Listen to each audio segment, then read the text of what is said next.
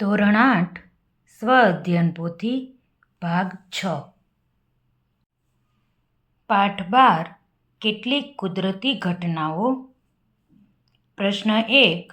નીચે આપેલા પ્રશ્નો માટે સાચો જવાબ પસંદ કરી તેનો ક્રમ બોક્સમાં લખો. પહેલો પ્રશ્ન. કાચના સળિયાને રેશમના કાપડ સાથે ઘસવાથી કાચના સળિયા પર કયો વીજભાર ઉત્પન્ન થાય છે? ધન વીજભાર. તેથી વિકલ્પ આવશે એ. 4ની તીવ્રતાવાળા ભૂકંપ કરતાં 6ની તીવ્રતાવાળા ભૂકંપ કેટલા ગણી વિનાશક શક્તિ ધરાવે છે? 1000 ગણી. તેથી વિકલ્પ આવશે ડી. બોલપેનની વપરાયેલી રિફિલને પોલિથીનના ટુકડા સાથે ઘસવામાં આવે છે તો નીચેના પૈકી શું સાચું નથી? રિફિલ અને પોલિથીન પર ઉત્પન્ન થતા વીજભારો સમાન પ્રકારના હોય છે. તેથી વિકલ્પ આવશે ડી. ચોથો પ્રશ્ન. નીચેના પૈકી કયું વિધાન ખોટું છે? ભૂકંપ ફક્ત પ્લેટની કિનારીએ જ આવે છે. આ વિધાન ખોટું છે. તેથી વિકલ્પ આવશે બી. પ્રશ્ન 2. ખાલી જગ્યા પૂરો. પહેલો પ્રશ્ન. ધન વીજભાર અને ઋણ વીજભાર વચ્ચે ખાલી જગ્યા થાય છે. આકર્ષણ. મકાન પર વીજળી પડવાની ઘટનાથી બચવા તેના પર ખાલી જગ્યા મૂકવામાં આવે છે. વીજ રક્ષક. સમાન વીજભાર વચ્ચે ખાલી જગ્યા થાય છે. અપાકર્ષણ. ભૂકંપના કેન્દ્રને શું કહે છે? એપિસેન્ટર. પૃથ્વીમાં થતી ધ્રુજારીના તરંગો માપવા કયા સાધનનો ઉપયોગ થાય છે? સિસ્મોગ્રાફ. પ્રશ્ન 3. ટૂંકમાં જવાબ આપો. પહેલો પ્રશ્ન. વીજભારના પ્રકાર કેટલા છે? કયા કયા? વીજભારના 2 પ્રકાર છે, ધન વીજભાર અને ઋણ વીજભાર. બીજો પ્રશ્ન. ભૂકંપની સૌથી વધુ શક્યતા હોય તેવા 3 રાજ્યોના નામ આપો. ગુજરાત, રાજસ્થાન, જમ્મુ કાશ્મીર. અર્થિંગ એટલે શું? વીજભારિત પદાર્થમાંથી વીજભારને પૃથ્વીમાં મોકલવાની પ્રક્રિયાને અર્થિંગ કહે છે. સિસ્મિક કે ફોલ્ટ ઝોન કોને કહે છે? જે વિસ્તારમાં ભૂકંપ થવાની શક્યતા વધુ હોય તે વિસ્તારને સિસ્મિક કે ફોલ્ટ ઝોન કહે છે. ભૂકંપ કોને કહે છે? પૃથ્વીના પોપડાનું અચાનક ધ્રુજવું કે ડોલવું તેને ભૂકંપ કહે છે. પ્રશ્ન 4. નીચે આપેલ વિધાનોમાંથી સાચા વિધાન સામે ખરાની અને ખોટા વિધાન સામે ખોટાની નિશાની કરો. ભૂકંપનું પૂર્વાનુમાન કરી શકાય છે. ખોટું. વીજભારિત ફુગ્ગાથી બીજો વીજભારિત ફુગ્ગો આકર્ષિત થાય છે. ખોટું.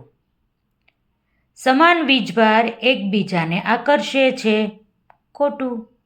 અસમાન વીજભાર હોય તો આકર્ષે. ચોથો પ્રશ્ન. વીજભારનું વહન ન થવાથી બલ્બ પ્રકાશિત થાય છે. ખોટું. વીજભારનું વહન ન થાય તો બલ્બ પ્રકાશિત ન થાય. તેથી આ વિધાન ખોટું છે. ગાજવીજ સાથેના તોફાન દરમિયાન છત્રી ઓઢવી સલાહભર્યું નથી. સાચું. પ્રશ્ન 5. વૈજ્ઞાનિક કારણ લખો. પહેલો પ્રશ્ન.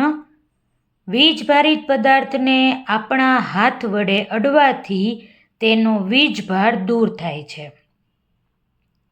આપણા શરીરમાં પાણી અને ક્ષાર હોવાથી આપણું શરીર વિદ્યુતનું સુવાહક છે. જ્યારે આપણે વીજભારિત પદાર્થને હાથથી અડીએ ત્યારે તેનો વીજભાર આપણા શરીર મારફતે જમીનમાં વહી જાય છે. આમ પદાર્થનો વીજભાર દૂર થઈ જાય છે. બીજો પ્રશ્ન. શિયાળામાં સ્વેટર કાઢતી વખતે તડ અવાજ થાય છે. શિયાળામાં હવા સૂકી હોય છે, તેથી વીજભાર સહેલાઈથી એકઠો થઈ જાય છે. સ્વેટર ઉતારતી વખતે ઘર્ષણ થવાથી સ્થિર વીજભાર ઉત્પન્ન થાય છે. જ્યારે આ વીજભાર અચાનક બહાર નીકળે છે ત્યારે તડ અવાજ આવે છે. ક્યારેક નાની ચમક પણ દેખાય છે. ત્રીજો પ્રશ્ન, ઊંચી ઇમારત પર વીજળીનો વાહક એટલે કે વિદ્યુત રક્ષક રાખવામાં આવે છે. વીજળી પડે ત્યારે ભારે વીજ પ્રવાહ ઉત્પન્ન થાય છે. ઇમારતને નુકસાનથી બચાવવા માટે વીજળીનો વાહક લગાવવામાં આવે છે. તે ધાતુનો બનેલો હોય છે અને તે વિદ્યુતનો સુવાહક હોય છે. તે વીજભારને સીધો જમીનમાં પહોંચાડે છે. આ રીતે ઇમારત સુરક્ષિત રહે છે. પ્રશ્ન 6. માગ્યા મુજબ પ્રશ્નોના જવાબ આપો. પહેલો પ્રશ્ન, ગાજવીજ સાથેના તોફાન દરમિયાન કઈ જગ્યાઓએ રહેવું સુરક્ષિત નથી? ખુલ્લા મેદાનમાં રહેવું સુરક્ષિત નથી. ઊંચા ઝાડ નીચે ઊભા રહેવું જોખમી છે. ધાતુની વસ્તુઓ અથવા તો પતરાની શેડ પાસે ઊભા ન રહેવું જોઈએ. ઊંચી ઇમારતની અગાશી પર ન જવું. પાણી ભરેલી નદી કે તળાવ હોય તેની પાસે પણ ન જવું. વીજળીથી બચવાના 3 ઉપાયો જણાવો. ખુલ્લી જગ્યામાં હોઈએ તો ઉબળક પગે માથું નીચું રાખી અને બેસી જવું. ધાતુની વસ્તુઓથી દૂર રહેવું. વીજ ઉપકરણોનો ઉપયોગ કરવો નહીં. છત્રીનો પણ ઉપયોગ કરવો નહીં. ત્રીજો પ્રશ્ન, ભૂકંપથી બચવા માટે તમે શું પગલાં લેશો? મજબૂત ટેબલની નીચે બેસી જવું. કાચ અથવા તો ભારે વસ્તુઓથી દૂર રહેવું. લિફ્ટનો ઉપયોગ કરવો નહીં. અફવાઓથી પણ દૂર રહેવું. ભૂકંપ બંધ થાય પછી ખુલ્લી જગ્યાએ જતા રહેવું. પ્રશ્ન 7. સમાન અને અસમાન વીજભારો વચ્ચેની આંતરક્રિયા દર્શાવતા પ્રયોગનું વર્ણન કરો.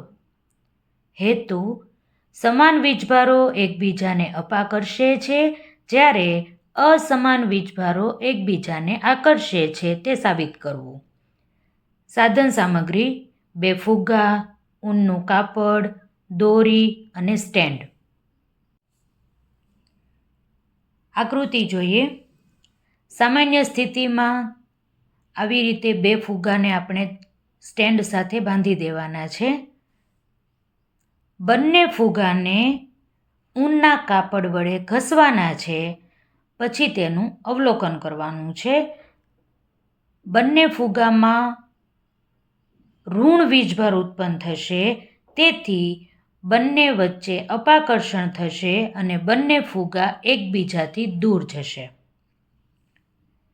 હવે શું કરવાનું છે?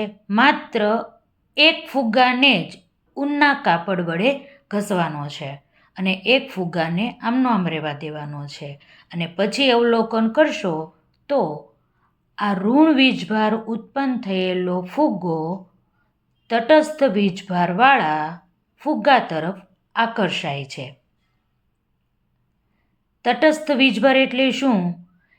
તેમાં ધન અને ઋણ બંને વીજભારની સંખ્યા સમાન હોય છે. તેને તટસ્થ વીજભારિત કહેવાય.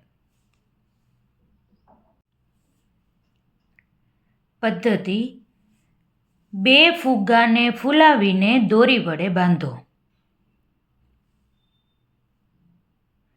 બંને ફુગ્ગાને સ્ટેન્ડ પર એવી રીતે લટકાવો કે નજીક રહે પણ એકબીજાને સ્પર્શે નહીં. બંને ફુગ્ગાને ઊનના કાપડ વડે ઘસો અને અવલોકન કરો. એક ફુગ્ગાને ઊનના કાપડ વડે ઘસો અને બીજા ફુગ્ગાને ઘસ્યા વગર રાખો. તેનું પણ અવલોકન કરો. અવલોકન: જ્યારે બંને ઘસેલા ફુગ્ગાને એકબીજાની નજીક લાવવામાં આવે ત્યારે તેનું અપાકર્ષણ થાય છે. એક ઘસેલો ફુગ્ગો અને બીજો ઘસ્યા વગરનો ફુગ્ગો એકબીજાની નજીક લાવવામાં આવે ત્યારે આકર્ષણ થાય છે. નિર્ણય શું લઈ શકીએ? સમાન વીજભાર એકબીજાને અપાકર્ષે છે અને અસમાન વીજભાર એકબીજાને આકર્ષે છે.